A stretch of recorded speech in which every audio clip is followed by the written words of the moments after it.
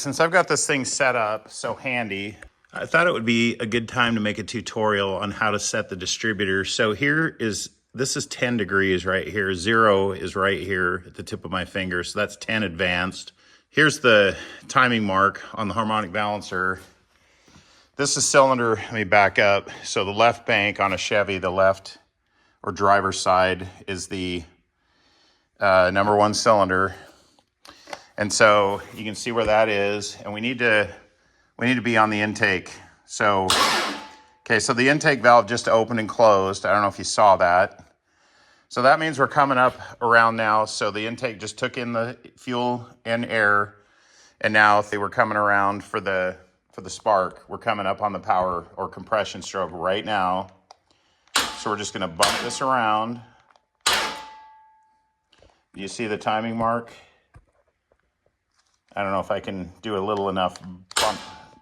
So I bumped it a little too far. I'm gonna have to back it up. In fact, let's just go around again, but we gotta go around 2 times because watch what happens here. See, now the exhaust valve is gonna open. So the next top dead center, that's gonna be the exhaust stroke. You do not wanna put the distributor in. So there is the mark. We're on top dead center almost of the exhaust stroke. So now we're gonna go around again. The intake valve just opened, just closed. And we're coming around for the compression. It's a little past where I wanted it, but we'll just back the crank up a little bit with a wrench. What you're gonna do is you're gonna figure out which terminal on your cap up here you want to be number 1. And it's gonna be this one right here. I've already undone the 2 little twist lock things that hold the cap down, so I don't have 3 hands. So I made a mark already. So that's where number 1. So when you drop the distributor in to the engine, you want the rotor, the tip of the rotor, this thing right here, pointed right at that mark. And we have the timing set at 10 degrees before top dead center. So let's drop this in. Let me zoom out here a little bit for you guys. So we're gonna drop this in, and you wanna, make it so that your vacuum advance is gonna be in a good spot. You really just wanna have it how it would have been from the factory. Okay, so the distributor's in there, but it won't drop down all the way. See that gap right there? So there's 2 things going on. It just meshed into the cam gear, but it also has to mesh into this oil pump drive shaft. And so that's why it won't go down all the way. It's not meshing into that. So there's a couple things you can do here.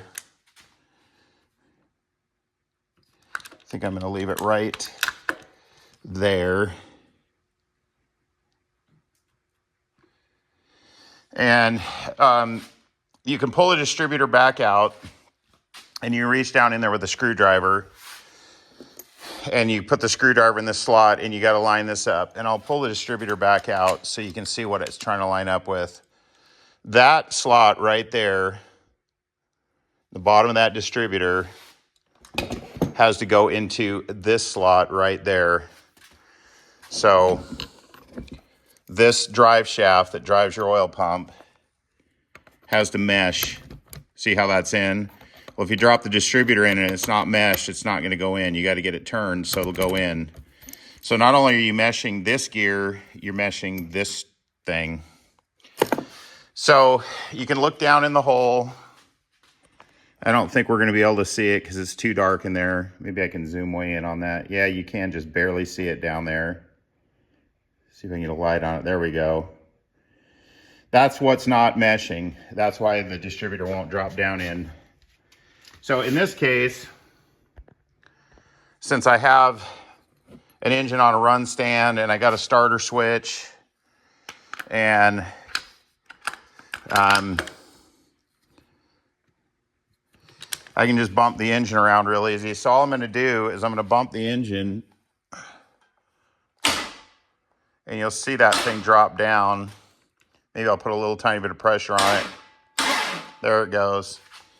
So basically I just rotated the distributor until it lined up with that thing. And now the distributor's in all the way. So now I'm gonna rotate it back around. Let's get back up to top dead center.